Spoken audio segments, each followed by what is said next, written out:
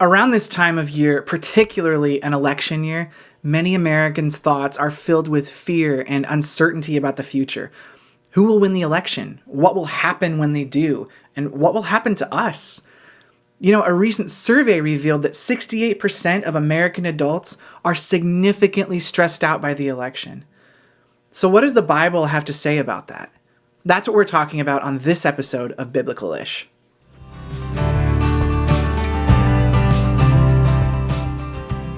For months now, Americans are inundated with political ads, messages, phone calls, mail, etc. It seems like the closer we get to Election Day, the louder they get. Going to my mailbox feels like walking into the middle of an increasingly uncomfortable argument between people who desperately want to convince me that the other person is the worse option.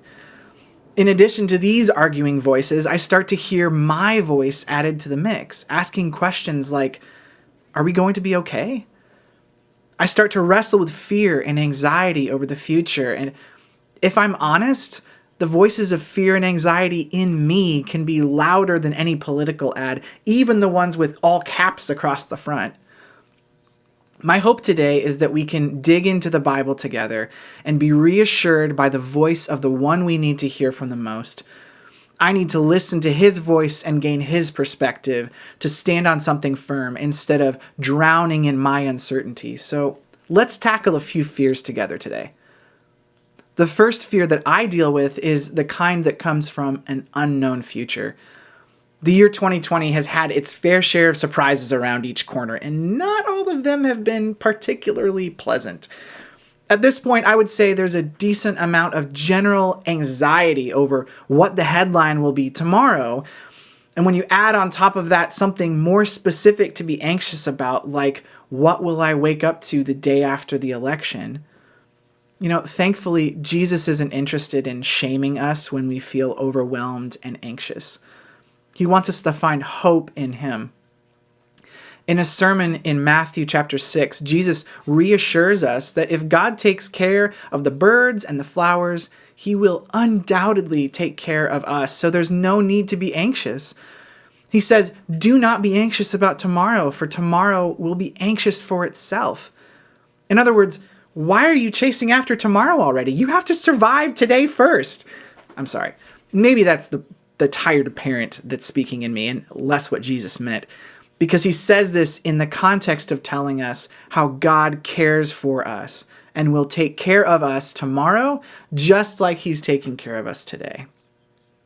In addition to not being anxious about tomorrow, Jesus also tells us what to pursue today. He says, seek first the kingdom of God and his righteousness. Today, I should seek to live righteously and pursue his kingdom. And tomorrow, for followers of Jesus, doesn't have to be something to fear. When we consider our struggles today in the light of eternity, the Apostle Paul says that they will seem light and momentary. Today is for us to walk with Jesus, and tomorrow is one day closer to his return. In addition to an unknown future, I think there's also just a general fear of losing. You can probably fill in the blank with a handful of things that you're afraid of losing, but let's talk about a few categories that we might find some common ground around. In America in particular, I think there's a genuine fear of losing our treasure, or maybe put another way, we're afraid of losing our comfort. When surveyed about the issue that's driving us to the polls this November, do you know what the top issue was that was brought up? The economy. On almost all other issues listed, it swung wide to the right and the left, but on this, we were united. We're all worried about the economy. This came close to home for me a few months ago when the pandemic struck. I was consumed by endless what-if statements about how tomorrow might rob me of what I have today. Those moths and rust and thieves that Jesus says destroy our treasures on earth? I found out I was terrified of them. I hadn't realized how highly I treasured all of these things that had no eternal value. Jesus talks a lot about treasure especially our struggle with treasuring temporary things over eternal things. In Hebrews 13:5, the writer implores Christians to keep your life free from love of money and be content with what you have, for he has said, I will never leave you nor forsake you. Isn't that good news? He's saying, don't love money, love Jesus. Money will leave you. All I have to do is glance at my bank account to see that my money is always leaving me. And one day I will leave it behind, whether I want to or not. But Jesus will never leave me. We have a treasure in Jesus that we cannot lose no matter what tomorrow brings. Second, I think many of us are afraid of losing control. You can see political advertising playing off that fear over the last few months, urging you to vote for the right candidates, lest we lose control of everything. Or perhaps that their candidates will get things under control in all the ways that the opposition will surely fail. The world sure feels on the brink this year in a way that I've never experienced, and all eyes are fixed on this potential shift in power in American politics to bring us back control. Here's the most important question for us to ask. What is God's perspective on this? I desperately need a perspective shift around my desire for control because the way I've been looking at things is leaving me in fear. Let's look at this shift of power that I referenced a moment ago, because that's where we need to have a shift in perspective first. Perhaps an analogy is helpful.